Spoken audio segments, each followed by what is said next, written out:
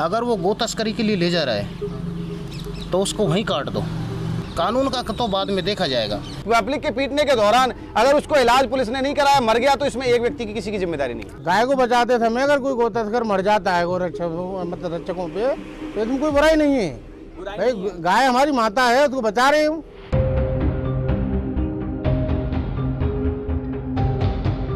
राजनीतिक धंधा है जी जब से इनका, तो ये इनको तो प्लानिंग है जी। मेन पॉइंट क्या है, ऑर्गेनाइजेशन का होता है। Since the lynching of Mohammed the Clock in September 2015, there have been more than 35 lynchings related to cattle vigilantism in 11 states across India.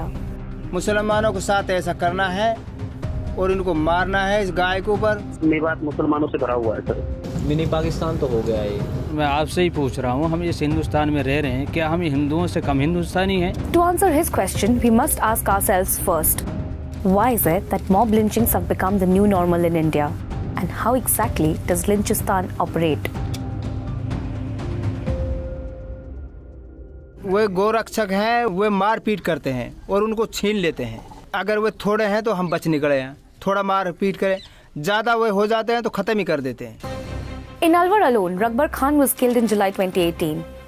Umar Khan shot dead in November the year before. And Pehlu Khan lynched in public view in April 2017. सही हुआ। अगर गाय काटेगा तो आगे भी ऐसे ही होगा, क्योंकि ये रुकने वाला नहीं है। ये कितने मारेंगे पहलू है तो बहुत है। हम गाय पालने में नहीं छोड़ सकते, नहीं छोड़ सकते। कौन कहता हम है, हमारा हिस्सा है, हम पालेंगे।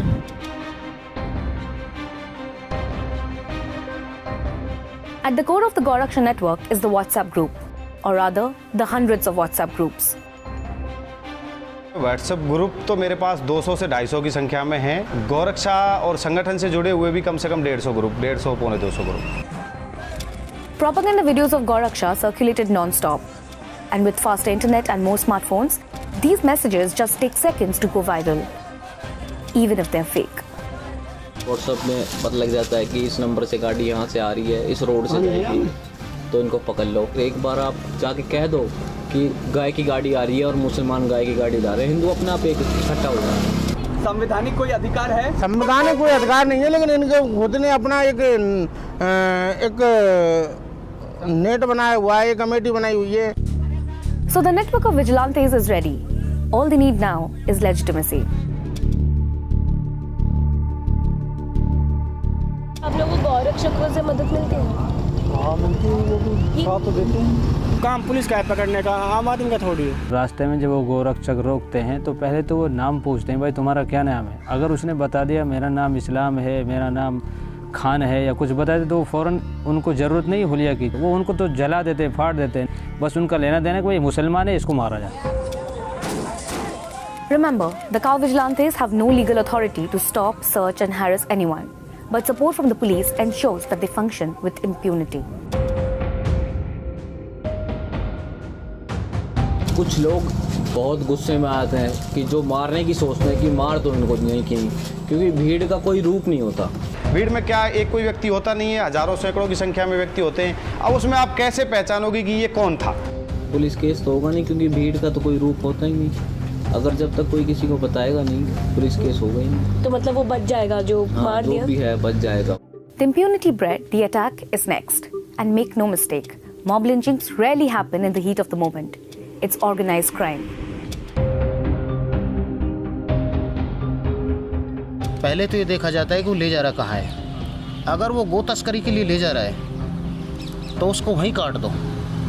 भीड़ में एक बार किसी ने कह दिया कि मारो, तो सारे के सारे एकदम एक्शन लेते हैं कि मारो भाई, कर दो, कुछ भी कर दो, और उसमें कोई गलती नहीं। क्योंकि हमारी माँ को जब काटा जाता है ना, तब तकलीफ किसको होती है? हमको होती है। तो मेरे अंदाजा से तो उसको भी काट देना चाहिए। अगर वो असली हिंदू है तो कानून का तो बाद में देखा जाएगा। अब भीड़ में जैसे मारने लग जाते हैं, जैसे अगर हम 100 आदमी हैं तो 100 मारने लगेंगे 2 आदमियों को, तो आपको उनकी जान जाएगी। भीड़ को कोई रोकने वाला होता नहीं। लेकिन ऐसा करना चाहिए? ऐसा करना चाहिए, बिल्कुल करना चाहिए। If you're a leader, you've got to lead by example. When the deed is done, condemn those who did it. I'm sorry, I meant congratulate those who did it. Options available: justify the crime, garland the criminals, deny it ever happened, blame the victim. people who commit these hate crimes are treated as heroes, they're protected, they're wrapped in the national flag, they are garlanded, people come out in their support. So much so that a couple of them are actually planning to contest the 2019 Lok Sabha polls. Rupendra Rana, accused of lynching Mohammad Akhlaq in Dadri, is soon to be Umeedwar from Noida. It's the UP Navnirman Sena's way of congratulating him for respecting the Gau Mata and going to jail for her. Talk about work experience. Police का कई बार क्या रवैया रहता है कि जो गौ तस्कर होते हैं उनको छोड़ देते हैं और जो हमारे कार्यकर्ता होते हैं, संघ के जो कार्यकर्ता हैं जो सूचना दे रहे होते हैं उनको ही झूठा ब्लेम लगा करके उनको बंद कर दिया जाता है। Enter the vigilante friendly politician.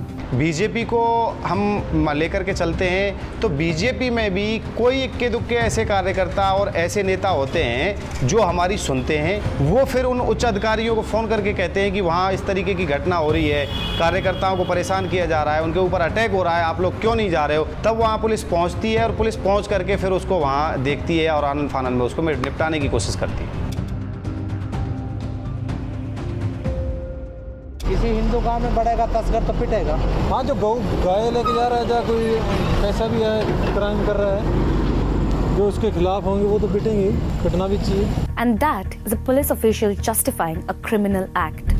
In the Hapur lynching case, the family members of the accused justified the assault on the Muslims as efforts to protect the Gau Mata. अगर पुलिस हमारे बच्चों को और आदमियों को डरा रही है कि पकड़ कर जेल में भर रही है तो हम औरत जाएंगे।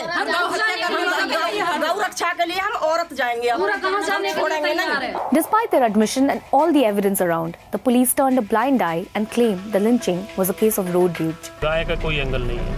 दोनों तरफ के लोग बोल रहे हैं गाय का मामला है। आप नहीं, कोई गाय का कोई एंगल नहीं है उसमें, bike accident. In Alwar, the police took 3 hours to take Rakbar Khan to a hospital that was only 6 kilometers away, even stopping for a chai break in between.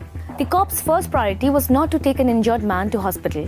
It was to take the cows that were perfectly fine to a gaushala. When they finally reached the hospital, Rakbar Khan was declared dead on arrival. So what makes the police act this way? Is it their personal communal bias? After all, they're all part of the same society as we are. में बात चला बोलते हैं ऐसे, total में भी वेवों का है, एक छोटी सी कंट्री मानो होने तो। इन वेवों का ये धंधा है, चोरी चकारी गाय मोतज़गार ये वगैरह मुसलमान करते हैं केवल में। वो भी भाई साहब मुसलमान मत कहो आप, मेव ये बीच में ये तो औरंगजेब आया था, बाबर आया था, उन्होंने हिंदुओं की जो ज़बरदस्ती मुसलमानी कर दी। साले माल तो हिंदुस्तान खाते हैं, जयकारा पाकिस्तान में लगाते हैं, ये वो हैं। Or does the police act based on orders from netas who are seeking political mileage from incidents of mob lynching?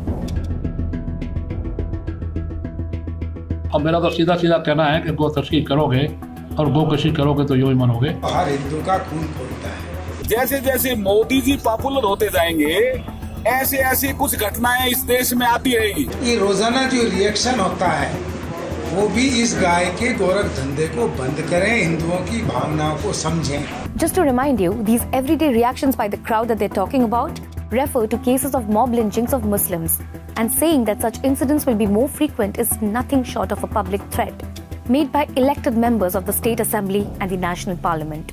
जी बिगर नेतान के ऐसी किसी की ताकत ना है आम नागरिक की जो सरेआम हत्या कर दिए इंसान की। Now let's get to these allegations of cattle slaughter you've been hearing all along.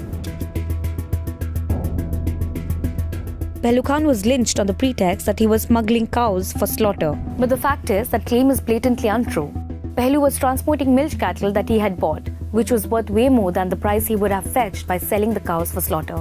So obviously when the crowd caught them and found them with milk cattle, actually it was evident beyond doubt that they were not taking them for slaughter, they were taking them for dairying, and there's no law against it. Yet they lynched them. You see, it doesn't really matter whether there is a cow or there isn't, and whether it's milk producing or not.